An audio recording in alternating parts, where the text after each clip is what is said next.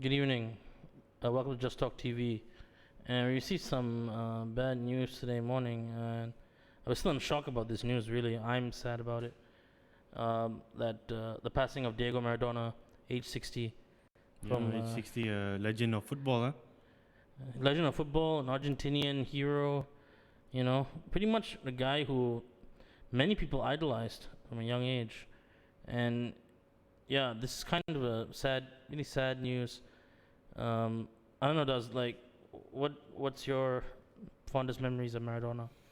I mean, the best, fondest one has to be about the hand of God. Obviously he scored against England in the quarterfinals and went on to win the World Cup. Yep. I mean, he captained that World Cup in '86. He was 26 as well. Yeah. So I think he was a pretty young captain in general to win the World Cup.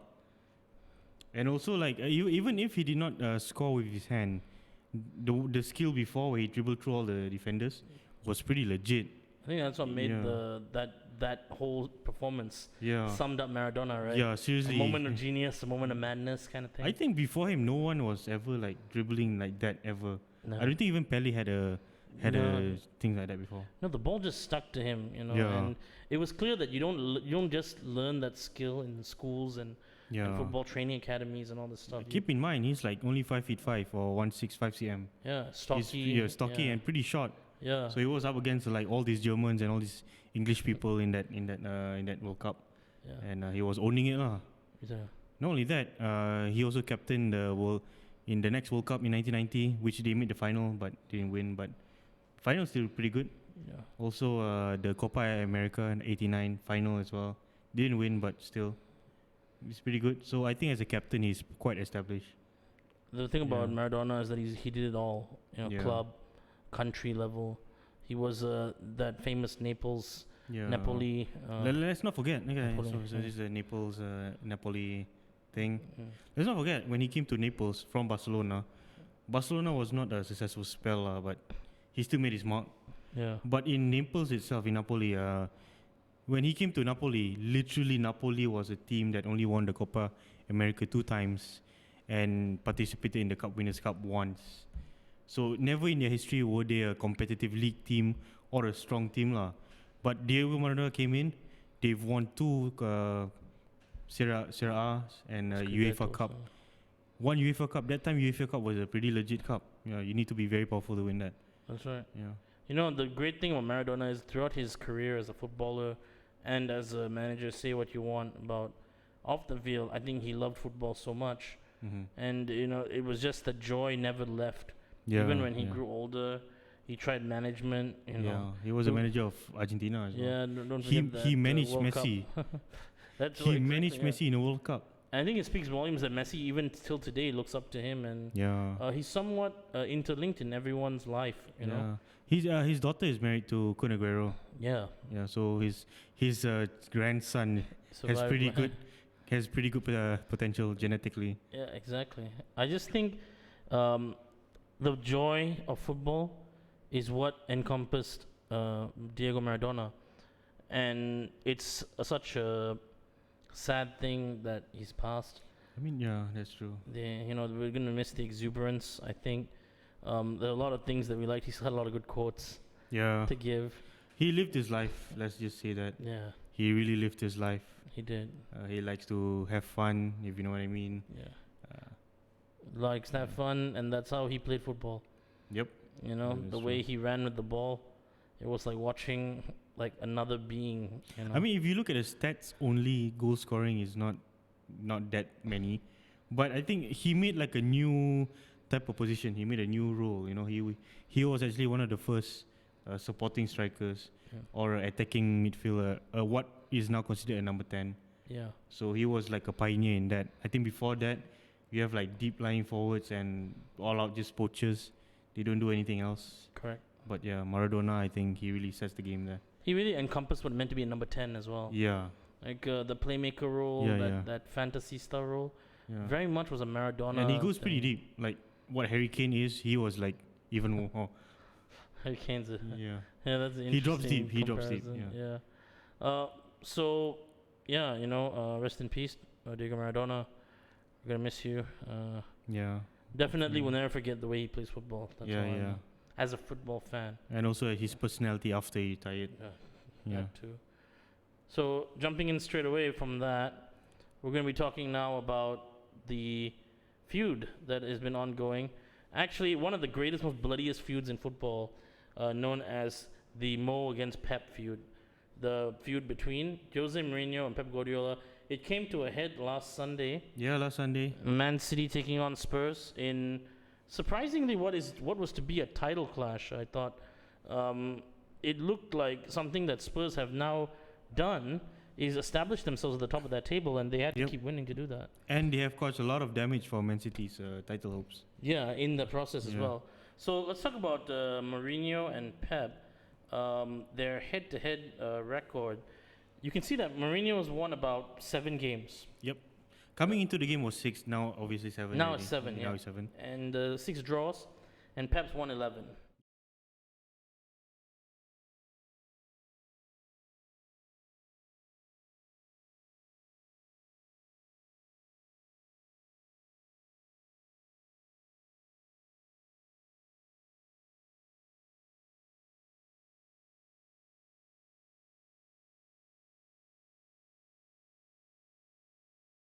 Thing. They've shed a lot of bad blood in the past. Yep, a lot of bad blood, directly and indirectly. Got there's some serious issues. They generally hate each other. They both were at Barcelona. Yeah. Even before the managing careers, yeah, exactly. He was an assistant at Barcelona. I think Pep was captain at that time already, right? Pep was he was the one who won the first ever Champions League for Barcelona. Yeah. And Mourinho was the assistant manager, translator for Sabah.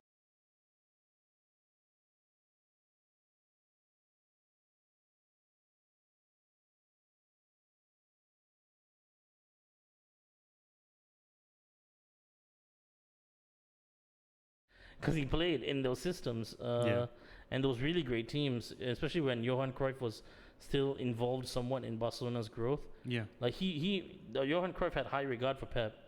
He had very high regard for Pep Guardiola. They would often have talks, meetings, and stuff like that. Yeah. He used the local boy from Catalan. Yeah. Who represents the people of Catalan in Barcelona. I remember Pep pretty much saying this one time.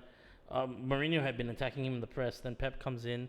And there was some serious anger from Pep, and he basically said, he's the boss here, he's the boss in this arena, but I don't have to play him here.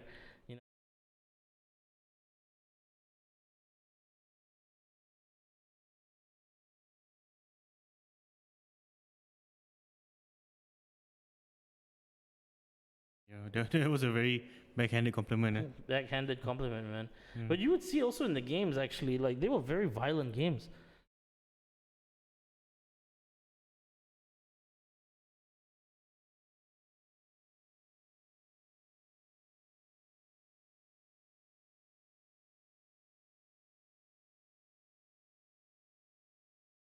Barcelona in the semi-finals. Yeah, and then once the final whistle was blown, I remembered Mourinho was going in the field doing this. They turned on the sprinklers in the Nou Camp. Yeah. Yeah, while they were celebrating the win. Oh my God. In the Nou Camp, they turned on the sprinklers on the Inter Milan team. Talk about being salty, bro. I'm not surprised if we salted water as well. And the Inter Milan players still stayed on the pitch for that. It was crazy. Yeah. And then I think it's because of that game. It was when the start where everyone was calling Mourinho as a parking the bus. I think that game was the pinnacle of where it all started. So obviously in that game, you remember the game, right? It was a very close, I think 1-0. Yeah. And then he holed out in the second leg into a 0-0 or something. Something like that, yeah. And then... it was 2-0, I think, in the first leg.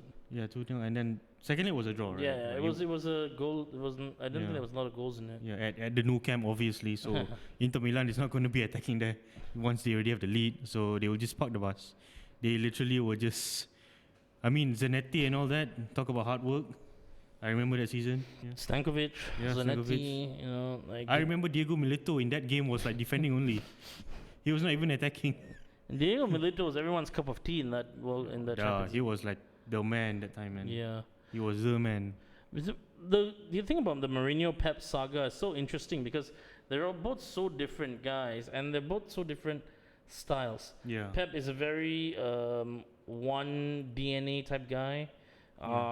He needs to play in a certain manner, and he's had Yes. success in that manner in 3 different clubs. In Barcelona, obviously the dynasty he created there. Pep also created a team in Bayern Munich Mm-hmm. that was pretty much invincible in their local competitions, Yeah. except for the Champions League. And the Man City team, which pretty much up and down. Though, like the other day, we shared a video where they said that someone was saying that they call Pep a fraud. Mm-hmm. If you remember that Yeah, yeah, the Trudeau Jody. True Geordie one, yeah. Yeah. I mean, do you think Pep is a fraud? I mean, to me, not really a fraud, but if you honestly ask me, it's more of a he never came out of his comfort zone situation. I mean, he is skilled, no doubts. He is skilled and he can win games with any teams he's playing against. But we've never seen him pull it with Leicester or something like that. Right. Yeah. The same could be said about Mourinho, but I think with Mourinho, when he goes to another team, it's a team that it's a whole different philosophy from his previous team, like Chelsea to Inter Milan, and then suddenly Inter Milan to Real Madrid. Even though they were winning teams, but the philosophy is all different, the whole club structure and all that. I think like if you Pep, he was Barcelona and then goes to Bayern Munich. The system might just be almost the same. It's the philosophy, like it's a dominant team already for many years and all that. So yeah, So the interesting thing is, like, when you say that, now we come to Tottenham, right? And this is where Yeah. Mourinho is right now. So this is actually quite an important game yeah, for Mourinho because this is the year where we kind of have an expectation. yeah. It's Of his Spurs? first season as a full season. It's his first full season at Spurs. Right. And like I would say that Mourinho, he's always been a combative kind of guy. Yes. Though like the tactics wouldn't necessarily show that. But he's always been like he's always been a guy who's always handled the situation according to the moment yes. and done tactics that really annoys the hell out of people, right? Yeah. And he plays very low possession games usually at this kind of I games. mean, one thing I like about Mourinho is he likes to adapt on the spot. He can adapt on the spot. Like if you're losing 3-0, I think he would know what to do already. I think in Pep's situation, I don't think there's a situation where they were losing like 2-3-0 and then they overturn that. Right. I think Mourinho has done that quite a few times. Yeah. Yeah. So let's look at how they lined up for this game, Yeah. the Tottenham Man City game. And the lineups were pretty much actually I was kind of expecting this lineup from Spurs.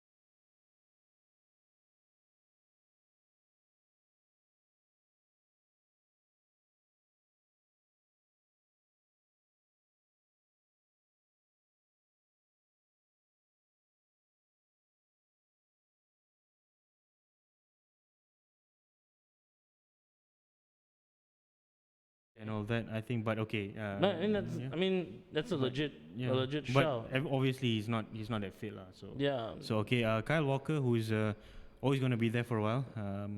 And then Always gotta be there for yeah. I mean, for who else they have? Kyle Walker, former Spurs player as well. Yeah, yeah. Spurs graduate, I think. Yeah. Yeah. So okay, in the midfield they have yeah. Maybe, yeah. Yeah, I think yes. And yeah, midfield we had Bernardo Silva, And then Rodri, and Kevin De Bruyne. Kevin De Bruyne was not playing in the center, which is Yeah, a bit surprising. That's a bit weird. Yes. So if you look in the match as well, he's not playing as a number 10. He was like playing as a I'm not sure, like a center midfield, but Yeah. So the front three, Jesus, Torres, yes, and Mahrez. Right. Jesus is going to be on the wings. He's not the center guy. Which is also another weird thing. Yeah. And this brings me. Yeah. Right. I just want to say that this brings me to the point here that we're going to be talking about the stats in like a second. Yeah. But if you notice the Pep team and how it's set up, he's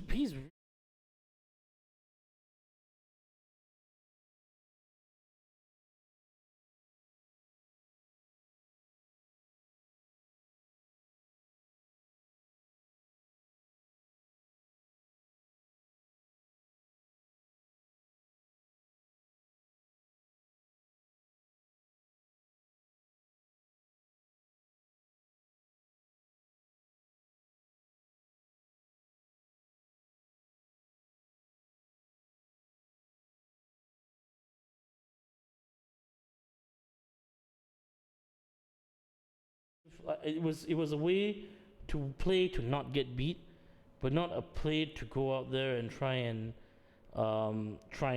put the ball, where it should be. And I wonder whether that's because of injury concerns. Mm-hmm. I wonder whether some of that is because he's kind of wary because he thinks that Mourinho is going to play some sort of way for this team. Maybe. I think it's a combination of a few of things that you just mentioned. So, and I just wanted you to talk about. So let's talk about the stats now, okay? The stats for the game, how the game turned out, and I want you to talk about the De Bruyne thing again, man, because I think you brought up a good point. Yeah, he was not playing as a number 10. That's a very good point there, and he's not playing central. He's playing behind Mahrez, like even in the match itself.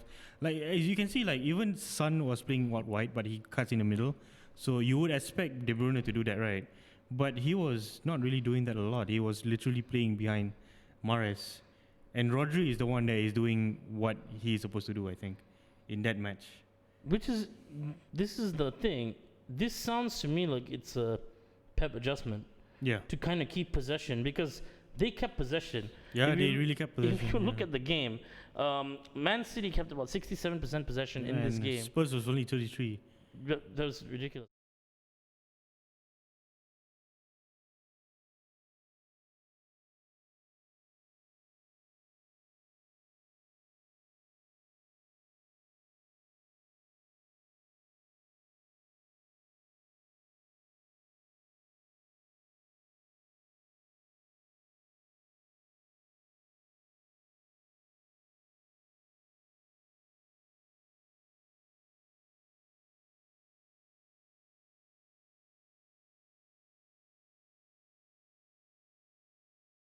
To open up space. Yep. And I think he gave some instructions to his players. They opened up some space. They carved the way, and eventually, like guys like Son benefited from that Ndombele pass. Counter attack was really legit. I mean, Spurs. Man City was all over the place when the Son's goal was really all over the place. They were all over the place, and I think the defense wasn't even tight. Like Walker was all over the place. Yeah.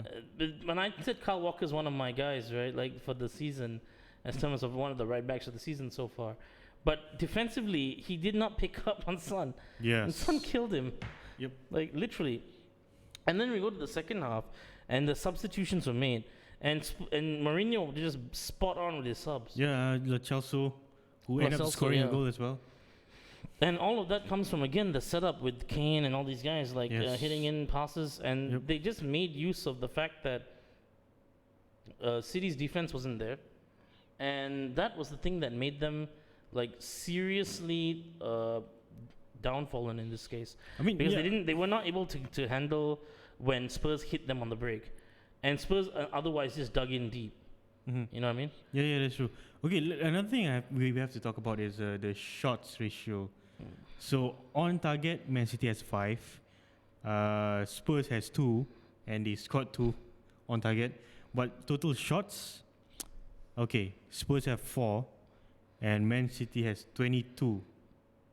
22 shots, and none of them came in. That's just crazy. That's why I say, I mean, like, they have all the possession.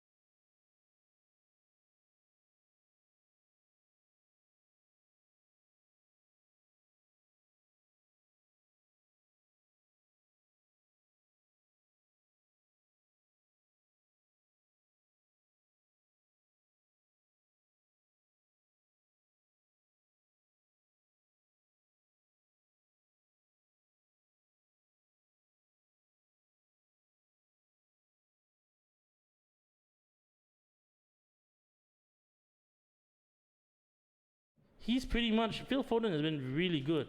Like for England, he scored 2 goals. Like he's an important player for City. We're coming to that point now where I really have to question whether or not like some of these guys should be even playing. Like the way that De Bruyne was ineffective today, just Okay, in his defense, he was out of position. But okay, continue. okay, even that, right? So then, what's the purpose of Rodri? Yeah, okay. So what is the purpose of Bernardo Silva playing there? Why is Bernardo Silva not playing on the wing?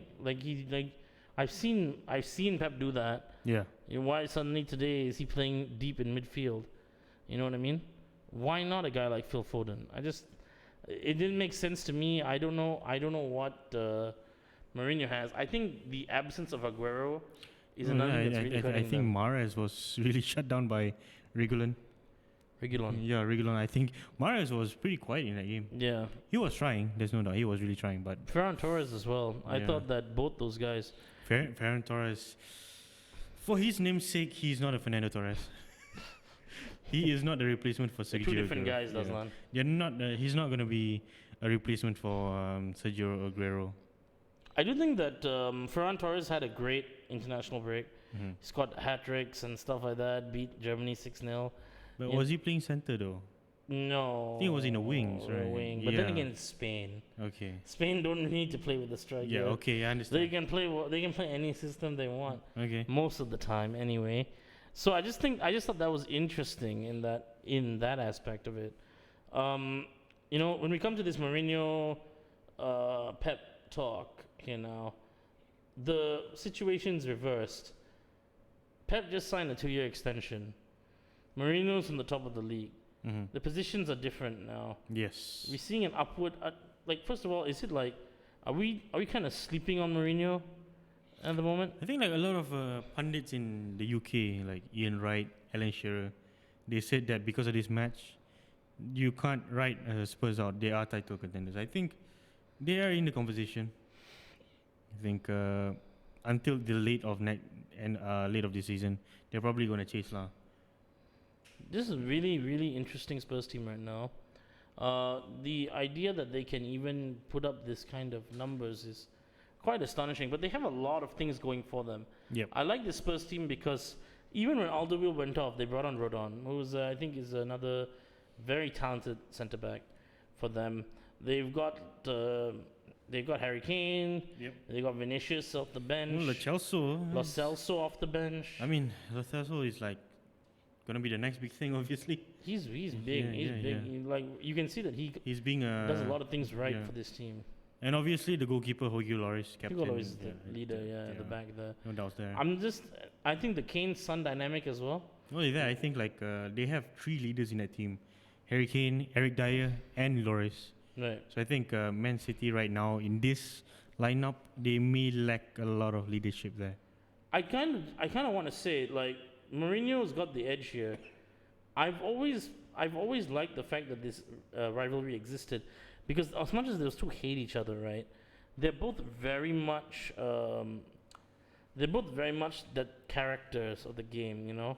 Pep is stubborn, and he's also someone who is very much a footballing savant. He knows how to play his style. He knows how to nurture his style, and you always see in Pep teams. Even now, people are saying, "Oh, who is Pep developed and all?" But Pep's developing Phil Foden quite nicely. Like if you look at Phil Foden as a player, he's coming up quite nicely. There's Eric Garcia on that team. He's coming up pretty okay. The Lap's son is there for some reason. Rory Delap's son is in that team. So he's like, in Bayern, he cultivated a lot of young guys like Joshua Kimmich and all that. In Barca, I don't need to say that. He brought up an entire generation of La Masia.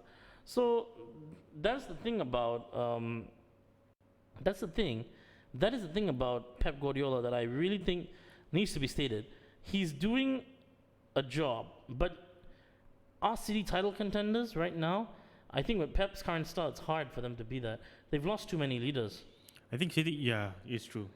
Like I said before, the lack of leader, no doubts about that. No company, no Silva, no Aguero right now with injuries. You know, Edison's okay, I guess, but you know, it's just Edison. Fernandinho's not starting games. They started Rodri instead. Yeah. And you know, and he's old. And and playing De Bruyne in a position that doesn't suit him. You know, I'm just saying there's the hallmarks of a lot of shaky stuff. Currently in that lineup, the only leadership I can see is De Bruyne. That has a leadership quality. Yeah. Yeah, there's no one else. But if you compare, you can argue Edison maybe. Okay, that's well, Edison is a bit of a. But that's what I'm saying. Pep Guardiola's side, right, has always been defined by the talented footballers and leaders of that team. Yeah, like Barcelona, you look at that, they have Puyol, Piqué. Yeah, let's not even talk about Messi. Piqué, Xavi and Iniesta, obviously, right? Xavi and Iniesta was the brain of that team, right? Yeah. And I don't see that same brain being developed here at the City. Yep. So, you know, maybe they'll improve. The thing about City is they always go on a 12-game stretch where they're practically undefeatable. Yeah. So every year this happens. Yep. Every year, no matter if that in the title race or whatever, they go on this 12-game run somewhere in the season, and they do it. So now, like, if I look at it, Pep has an opportunity to enhance himself here. How pissed off will Pep be if Mourinho wins the league this year? Like, seriously. Yeah. Especially after flopping in Man United. Yeah, that's the thing. That's the weird part, right? Yeah. It's just like the way that Mourinho now has handled this whole situation. Mourinho looks really good. Like the team looks. I mean, if Mourinho ended up making Spurs legit title contenders or win the league, I mean, we can't call him a flop anymore. I mean, not really a flop. I mean, like a fraud. You know, like how they are calling Pep and all that.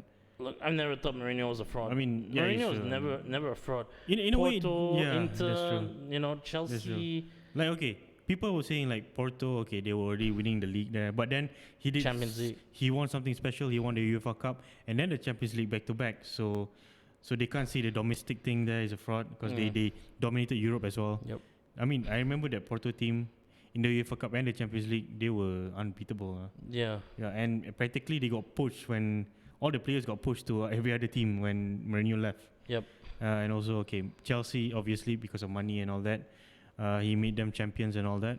Okay, Inter Milan was already dominating. Inter Milan was like his pièce de résistance, you know, like it was like the artistic triumph of Jose Mourinho. Yeah. With everything you want in that team, he basically walked into that locker room and told them, "Look, everybody hates us, so let's go.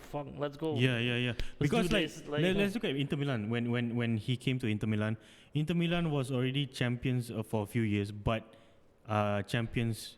They haven't won the Champions League in like how long? Okay, but they became champions because of the scandal, so there were no competition there. So everyone like saying that they don't deserve the Serie A because of AC Milan, all that got the title ban. Juventus wasn't even in the picture at all. So they say that he flopped. He's a fraud there, but then he ended up winning the Champions League. There's no excuses. So Diego Milito ended up being like one of the best strikers under him. And then after that, he went to Real Madrid. And don't forget, he won the La Liga against a dynasty Yes. in Barca. Yeah. Barca at that moment were looking like they would sweep everything. Yeah.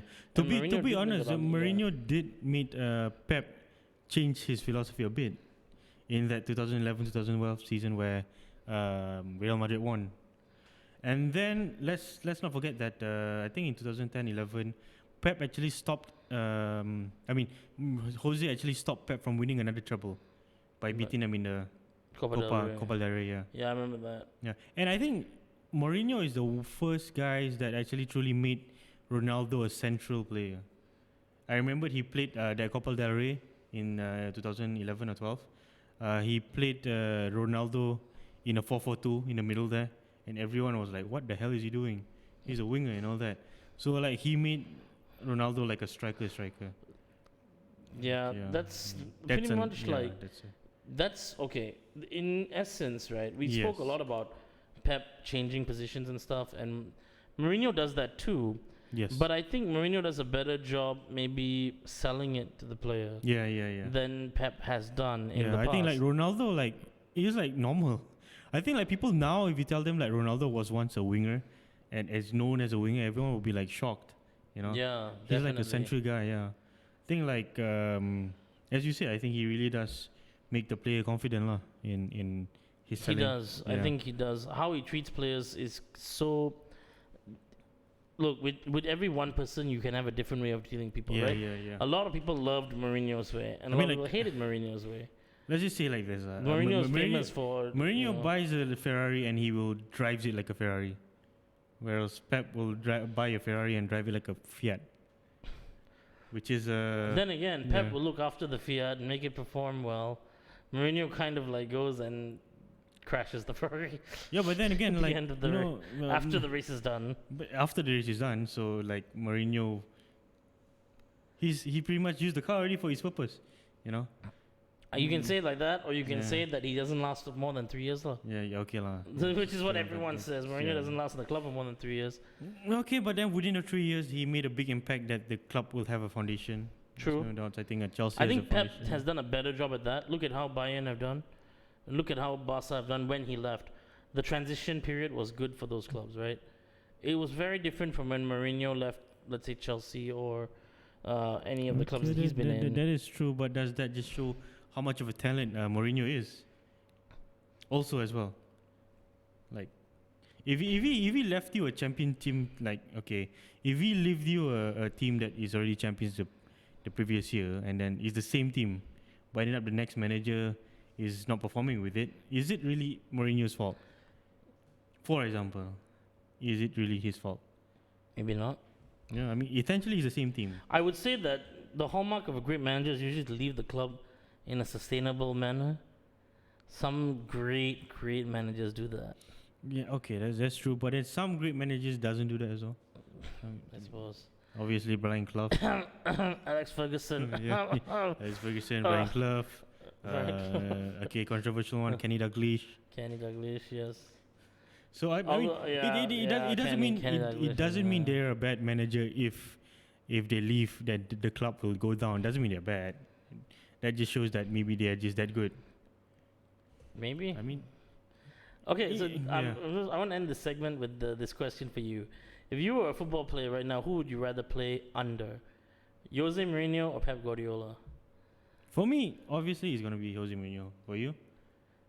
Damn, okay. Jose Mourinho. Yeah, Jose Mourinho? Yeah, you know, okay, let's take an analogy of a teacher. Okay, let's say if Jose and Pep is a teacher and I'm a student with potential, I think Jose will be like, you can do this. You know, you got to believe in yourself. I can believe you. You are special. You are special.